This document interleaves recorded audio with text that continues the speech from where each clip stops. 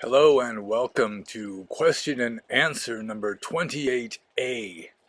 I am your host, Panyo Basa, and the reason why I'm doing 28A is because in my last question and answer that I did several days ago now, I overlooked one question. It was the second question, and somehow I just skipped over it.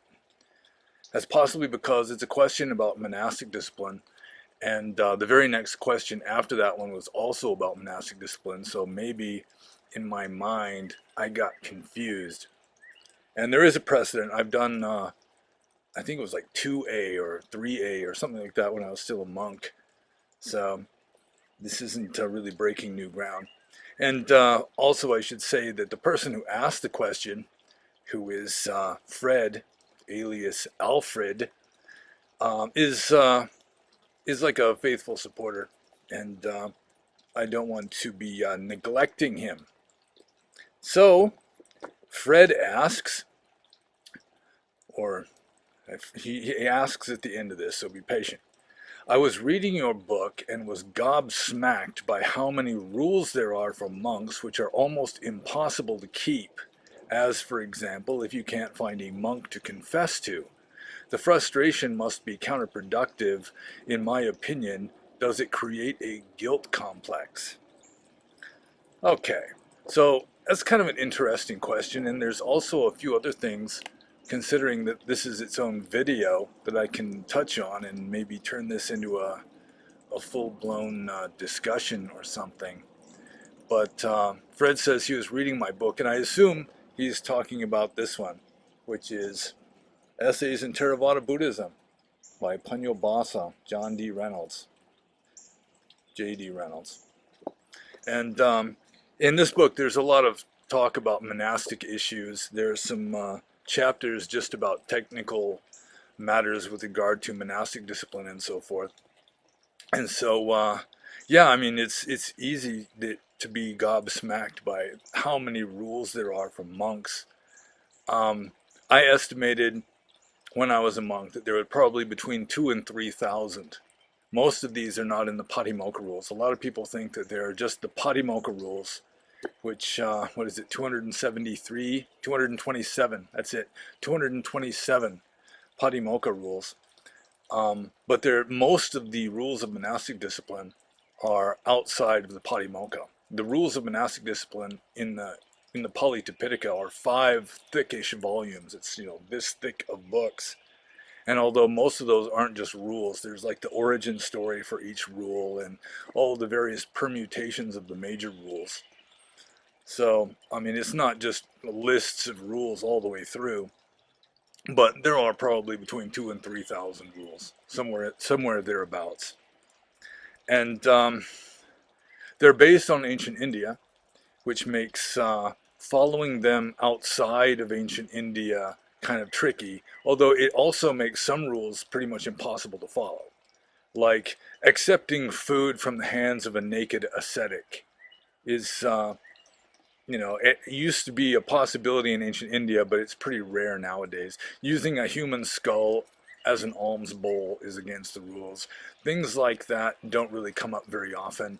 Rules with regard to interacting with bhikkhunis or ordained Theravada Buddhist nuns, that's kind of controversial because the majority of Theravada Buddhist monastics will say that bhikkhunis don't exist anymore. They went extinct hundreds of years ago.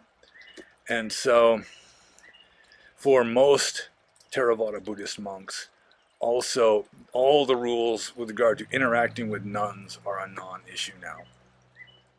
But still, there are lots of rules, and pretty much everything is regulated. Like even going to the bathroom, there's probably, I mean, you're well up into double digits with regard to all the rules just involved in taking a dump.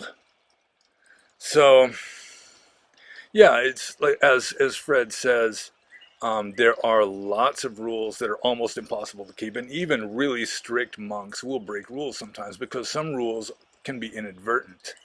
Like there's a rule against drinking alcohol, but even if you drink alcohol by accident, it's still against the rule. You have still committed a pachitya offense requiring confession. And so even when I was a very strict monk living in Asia, sometimes people give you a medicine, and I'd ask, this doesn't have alcohol in it, and they go, no, no, no alcohol, and then it turns out to be like 100 proof. Or somebody gives you fruit juice, and in the tropical heat it starts fermenting, and by the time, like in the afternoon, of the same day that you receive it, you take a drink and it's like wine.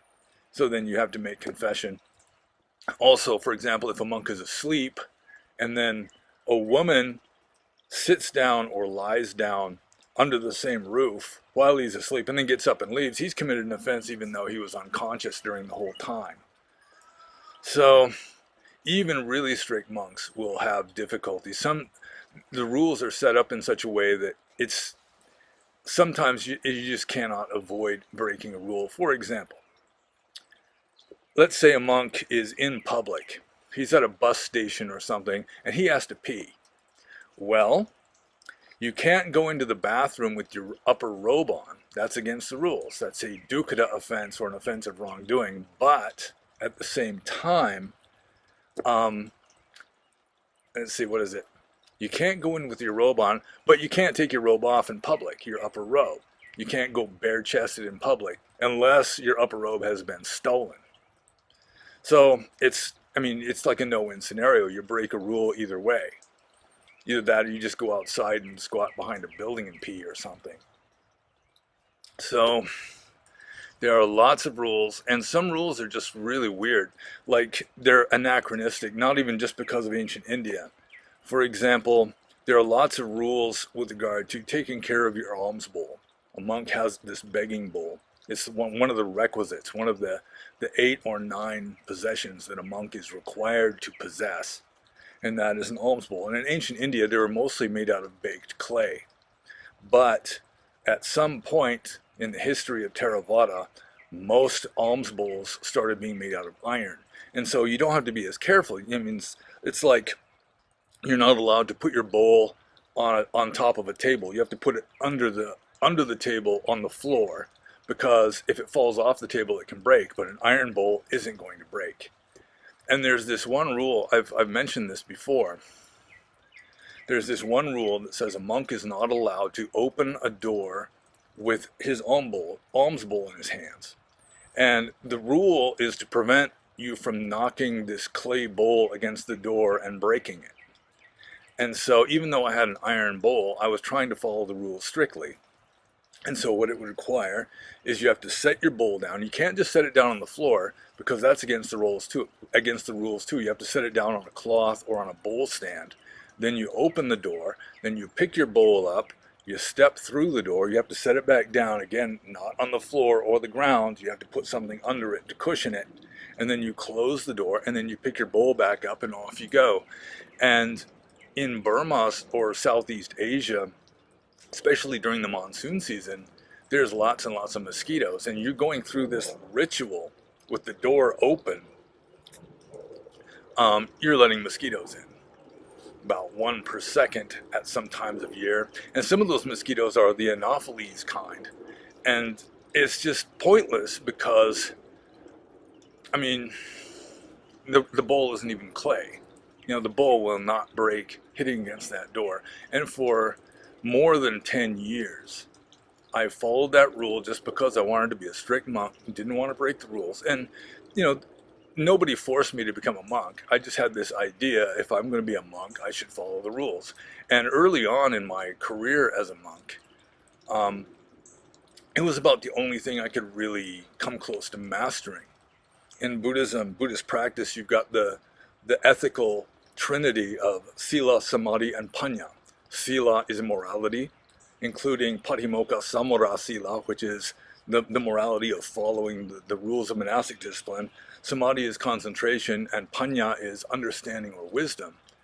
And especially as a junior monk, I didn't have very good samadhi, and I was not satisfied with my wisdom. That's why I became a monk in the first place. But the sila part, I could kind of nail that one down. And so I was more or less fanatically strict, especially at first.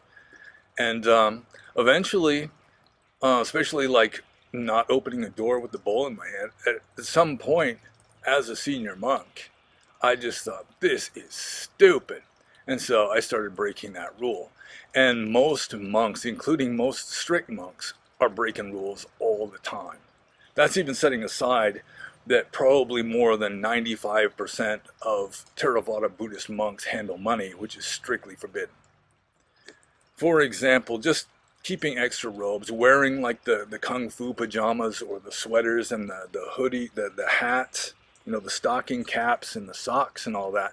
Technically, that's against the rules. But it just, I think it was the Thai Sangha Raja said it was okay to wear this kind of stuff in the temperate zone. And so you've got monks essentially wearing Arctic expedition gear, snowsuits and that kind of stuff, who are living in cold areas. And the Thai Sangha Raja really does not have the authority to change Vinaya rules. So it's just like, well, he said it's okay, so we're doing it. And I was guilty of that also. With regard to one rule, I had this book on monastic discipline, the Vinaya Mukha, which was written by a Thai Sangha Raja from 100 years ago. And he said it's okay to look into a mirror when you shave. According to the rules, a monk is not allowed to look into a mirror unless he's got like a sore on his face or something that he's needing to look at in order to, put medicine on it or something. And this Thai Sangha Raja said if you're shaving, then it's okay. And so that was like the one rule that I broke from the beginning to the end. That is just shaving without looking into a mirror is not easy. I mean, the back of your head you have to go without. You just use your fingers. You just shave by braille. But still, it's so much more convenient. It's such a pain in the neck, an unnecessary pain in the neck, just not to use a mirror. That I pretty much cheated on that one. But with the Thai Sangha Raja's blessings of 100 years ago. But getting back to Fred's question here, let's see. He was gobsmacked by how many rules there are for monks which are almost impossible to keep, as for example, if you can't find a monk to confess to. Well, actually, that's not really against the rules. If you can't find a monk to confess to, you are excused from not making confession. So, I think Fred may have misunderstood that part. But even if you committed a serious offense, like a Sanghadisesa offense, there are 13 of them. This is like the next level below just excommunication. There are 4 rules warranting excommunication, plus I'm pretty sure there's like the unofficial 5th rule. So it's like if you have sex with a woman, with a man, with an animal, you put your pee-pee into an orifice of somebody else, then you're excommunicated. You're kicked out of the monkhood just immediately, even if nobody knows about it. You're not a monk anymore, even though you might continue wearing the robes. You might not even know that you're excommunicated. You might be just ignorant of the rules. Doesn't matter. You're not really a monk anymore. Second is stealing or taking anything. I mean, according to the wording of the rule, stealing anything valuable enough that you could get arrested for it. The commentaries changed that rule somewhat and said that it was stealing anything worth a coin called a pada, or even in the Pali text, it kind of redefined it to that just to make it more precise. But the thing is, the commentators who came afterward didn't know what a pada was worth, and so they had this just made up, almost mythological explanation of what a pada is. It had like 5 rice grain weights of gold, 5 rice grain weights of silver, 5 rice grain weights of copper, and maybe 5 rice grain weights of iron. And the thing is, if you look at the archaeological record of the numismatic record, such a coin never existed. But there are lots of padas of 2 kinds, the blue ones and the red ones. And I think the ones in the commentary are specifically the blue ones. And the 2 kinds of pada are silver and copper, or bronze. Silver and copper, I'm pretty sure. And so blue would probably be the silver ones. And I mean, they're worth a fraction of what the commentaries say, because there's no rice grain weights of gold in it at all.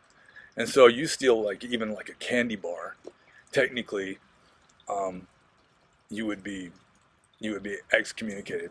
So that's the second one. First one is sex. Second one is stealing. Third one is murder, which includes helping women get an abortion. It includes talking someone into committing suicide. It includes, hiring a hitman, poisoning somebody, anything like that, using black magic, whatever it is. If you cause another human being to die, and a human life, according to Theravada Buddhism, begins at conception, you're out. You're excommunicated. Do not pass go. Do not collect $200. And then fourth, and these are in ascending order of seriousness. So sex is the least serious of the four big ones. Then stealing, then murder, and worse than even murder is a monk knowingly lying about having attained superhuman mental states. So if he says that he's enlightened in order to get famous, in order to get support, when he knows he's not enlightened, that's it. He's not really a monk anymore, even though he might continue wearing robes and so forth. So below that is Sanghadisesa, and I can't even remember what such a long digression. Let's see. Oh yeah, if you commit a Sanghadisesa offense, you have to take penance for 6 days and 6 nights, and it's really a pain in the neck taking penance. I've taken penance for doubt, not being sure, wanting to just make sure, do the penance just so I won't have any doubts anymore, because there's borderline cases. So you got to make confession. Oh wait, okay. You have to take penance for 6 days and 6 nights, plus the number of days that you didn't confess it, the number of days that you essentially concealed the offense. And so it does say in the text, I mean, if there's no other monks around you, if you're just living alone in a forest as a hermit, you are excused to some degree from not making confession. I mean, you should make a reasonable effort to, get your stuff stored away, what little things you have if you're living alone in the forest, and then going and finding a monk to confess to. And the monk has to be a monk who hasn't committed the same offense. And that was a tricky one. That's another one that pretty much no Asian monks follow. You're not allowed to confess an offense, like a broken rule, to a monk who has broken the same rule, and he hasn't confessed that either. And some monasteries, almost all the monks are handling money. They can't really confess it, and it wouldn't matter anyway if they confessed it, because that's called a Nisagiya Pachidya offense, where you have to get rid of whatever is against the rules. In this case, money, before you can make confession. Of course, the monks don't do that. So you have to go and find a monk that hasn't done the same thing and make confession to him. And as I say, if you're out in a forest or something, you're in a remote area, maybe it's the monsoon season when you're not even supposed to be traveling, then you've got an excuse for not making the confession. So I think Fred here may have misunderstood that part. But he gets to the next part here. The frustration must be counterproductive, in my opinion. Does it create a guilt complex? It can, if a monk is really strict, although, as I say, nowadays most monks are not really strict, including monks who are considered to be really strict by people who don't know what all the rules are. But still, I mean, it's like, it can create a guilt complex, just not being, like with regard to Sanghadisesa, I said that I did penance for it 2 or 3 times in Burma, just because of doubts. It's like most Sanghadisesa rules, I think all of them, they have to be deliberate, intentional rules. So if, let's say, you're on a bus and you rub up against a pretty girl and you enjoy it, well, it's a Sanghadisesa offense to touch a woman with your mind inflamed by passion, which just means you enjoy it. But you have to do it on purpose. And then you're like pulling your hand away. It's like, did I try to prolong the contact the way I pulled my hand away? That kind of a thing. And a monk can just sit there psychoanalyzing himself. Like, did I deliberately do anything? Even just move the width of a sesame seed. It's the way they talk in the texts. If I made even the slightest effort to, in this case, prolong the contact with the pretty girl on the bus, just by the way of, moving my hand away this way, kind of across her leg or something, instead of like straight back or whatever, then you've committed the offense, and you have to do the penance and all that. So that's really more frustrating and counterproductive than, let's say, you didn't put your bowl down before opening the door. Um, you know, in a case like that, most monks just make up their mind whether they're going to follow that rule or not. And if they're just going to set it aside, saying, it's like, it's an anachronism. It's kind of silly nowadays. It doesn't really fit the culture, or, my bowl isn't clay. Then, you can just kind of set that one aside and still have like a clear conscience. Because, I mean, the rule may have been valid at one time, but it kind of stopped being that way. It's just really, it has degenerated into like a pointless, more or less meaningless rule. Although some strict monks would say that one reason for following all these rules is to just set aside your own personal preferences, that it's like pride, that you would say the rule is dumb, I don't have to follow it. So that's like consideration also, and there is some validity to that, I think, where you just say, even if it's a dumb rule, even if it's pointless and meaningless, still that's what the rule says. Nobody forced me to become a monk, and so I'm just going to follow it anyway. And I was kind of that way for first many years of my monkhood, until finally I just started, I don't know, just became less fanatical, or it's sort of human nature that you start off strict and then you kind of backslide gradually. It's very rare for somebody to get stricter as they progress in the monkhood, although it does happen. Maybe some monk, I met a few who, they're ordained at a really lax monastery, and they're just following along with all the other monks are doing. And then finally they they start studying the rules of monastic discipline and realize just how sloppy they have been. And then they might move to a stricter monastery. Or maybe they just move to a stricter monastery, and then they realize what a slack monk they were at first with regard to following the rules. So, yeah, I think just being in doubt about breaking certain rules can create a guilt complex. And so some monks will just do the confession even if they're not sure, which technically is also against the rules. So there's a rule against that too. In fact, there's a special confession you make if you're in doubt. You don't know for sure if you've broken a rule or not. Going back to the monk who is sleeping, a woman comes into the building, might be a big building even. She sits down or lies down, then gets up and leaves while he's asleep. He's not entirely sure. He suspects that. So, I mean, you're not supposed to confess the offense if you're not sure that you broke the rule. And in a way that it's convenient, because it kind of reduces the guilt complex. It's like, did I commit a Sangha Disesa offense? If you're not sure, then you're not really concealing the offense. You don't have to do the extra penance for concealing the offense, not making confession, because you're not sure. So there's that consideration also.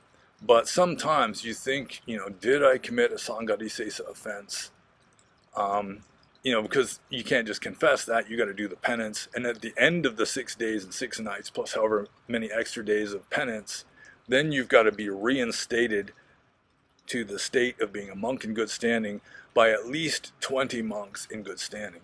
And some places it's hard to get 20 monks together to do the ceremony. It's called an Abana ceremony, called Wut Twet in Burmese, which is, escaping the duties of the penance, or leaving the duties. And like in the West, getting 20 monks together might be difficult.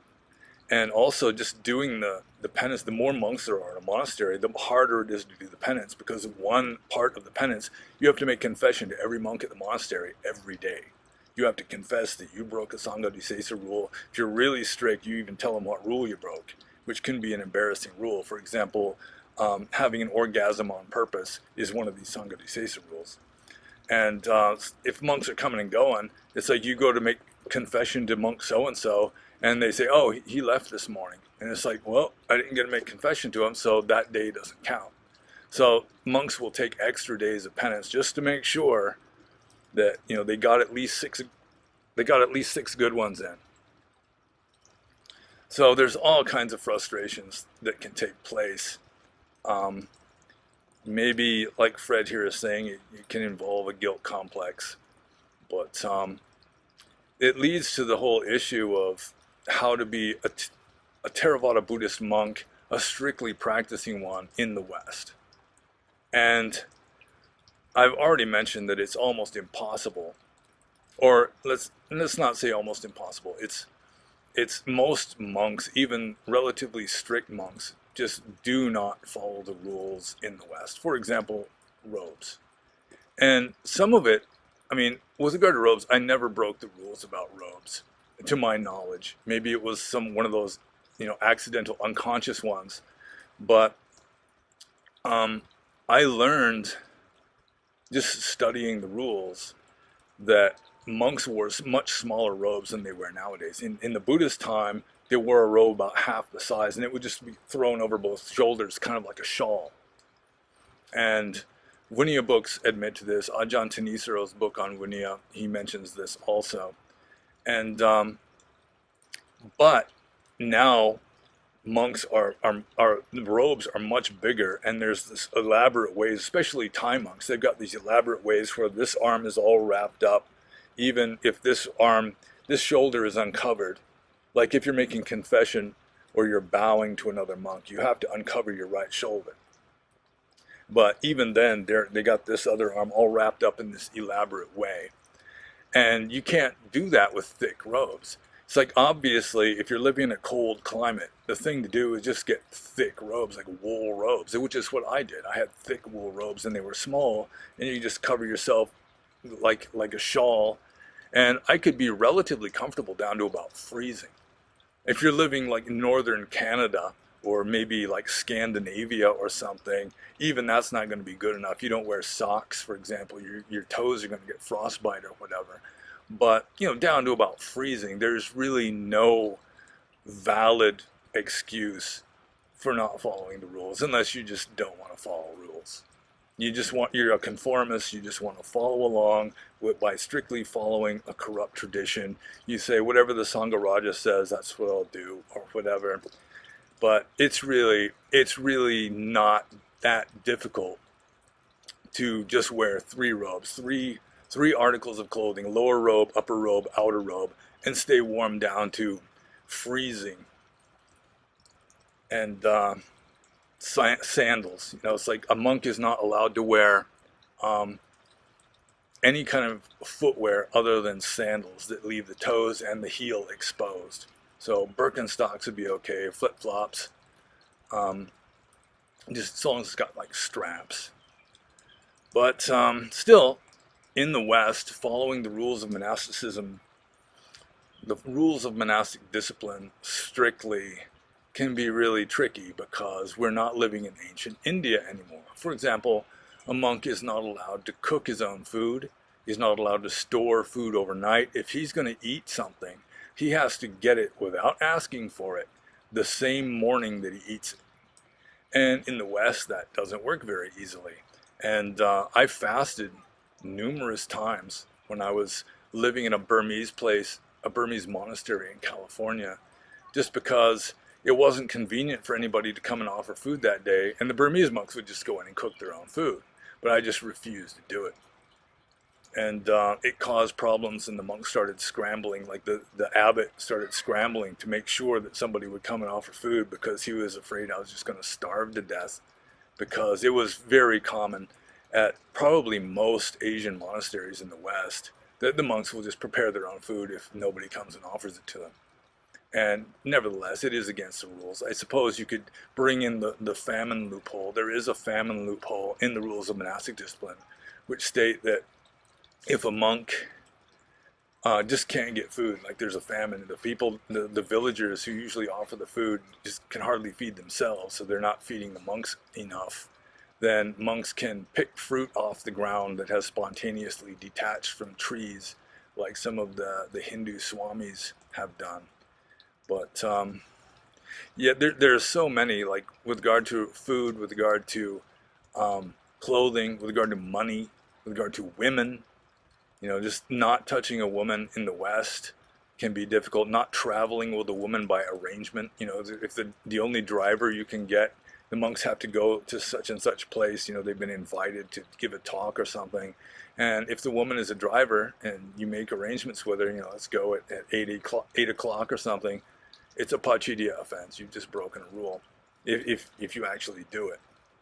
So there's all these rules that really don't fit the modern West, and it just comes to this issue and this question of how are Theravada Buddhist monks, especially the ones who want to be good, strict monks following the rules properly, how are they going to exist in the West?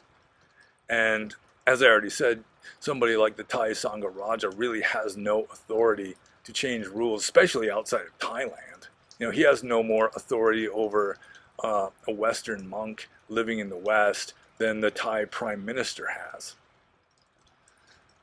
So that is the question. What are monks going to do if they are going to survive in the West? And it seems like you got two choices. You can strictly adhere to ancient Indian rules, Iron Age, Ganges Valley, and Buddhism is practically guaranteed to be no more than just a tiny fringe movement.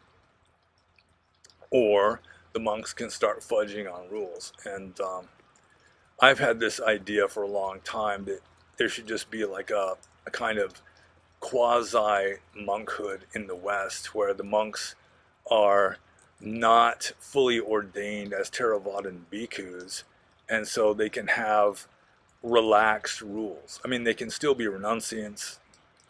They can still, not handle money even, really. Although that's another tricky one. Like if you're the abbot of a monastery, the bills got to get paid in the West. In Burma, at a monastery, there's no bills to pay. Especially if you're out in the forest with no electricity or anything. It's Sangha property. There's just no bills. It's free. But in the West, nothing is free. So even just to have somebody else take care of it is against the rules. For a monk to even consent to somebody keeping money on his behalf is against the rules, which makes pretty much even the strictest monks in the West breaking the same rules if they're handling it themselves. So it's very complicated. And should monks be lax to some degree to compensate for the fact that they're not living in the Iron Age Ganges Valley? That's a debate that really, as I see it, the cleanest way of going about it is just set up like a quasi-monkhood that can be approved by the monks. They can say, we acknowledge this as a Theravada Buddhist movement, even though they're not ordained monks. And the nuns can do the same thing, which would make them on an equal footing with the monks, if that is seen as appropriate, instead of as the people that have tried to revive the Bhikkhuni order in the West and in the westernized Sri Lankan monasteries to some degree. They're doing it for the sake of gender equality, partly, largely, and then the nuns just don't follow the rules that are discriminatory against women, because the rules are much stricter against women in most respects than they are against men. The rules are stricter for nuns than they are for monks. For example, even the most senior nun has to bow to the most junior monk. And, they just ignore that. Like, nuns aren't even allowed to sit cross-legged because they might consent to the touch of the heel, as it says. And I won't get into that. But, it's like these women and the men who help them, the monks who ordain them or whatever, they're helping them to become nuns just for the name bhikkhuni. That's really the official status of being called a bhikkhuni is really the main point here. And in a lot of cases, it's mainly due to ideas of gender equality or some such. Nothing preventing these nuns from just, following whatever rules they want, which could be tailored to fit Western society much better than just following or pretending to follow ancient Indian rules that are then largely ignored. So again, I'm saying that probably the best way would be to set up some new quasi-monkhood, quasi-nunhood, where the founders of it can get together and agree on what rules would be strict, still in the spirit, but not so anachronistic and foreign that they just will not fit Western society. Because as I've said before, a monk living in the West, especially if he's a strict one, he's trying to follow the rules about food, about money especially, then he's like a tropical potted plant that has to live in a greenhouse or indoors with people taking care of it. It can't live naturally. Monk can live naturally in Southeast Asia. Like as a monk in Burma, you can just wander around. You can sleep under trees if the government will let you. If you're far enough away from government offices, you just take your bowl. If you're hungry in the morning, you take your bowl, you just walk into a village. If the people there are Buddhists, you'll at least get rice. So you can do that in Asia, but in the West, as a general rule, there may be exceptions, but as a general rule, you just can't live that way. You can't just wander around. Some monks have done it. Maybe charismatic ones, they got really good karma or something. They can just take off walking.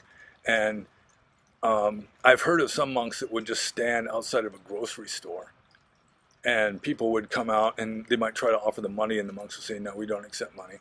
So then they would offer, food, a package of, dry ramen noodles or something, which you can eat without cooking. I learned that.